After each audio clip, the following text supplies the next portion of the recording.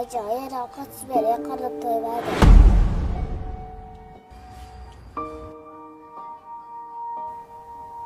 Qizim, akalaringga ham yetish kerak. Ovqat kamroq edi.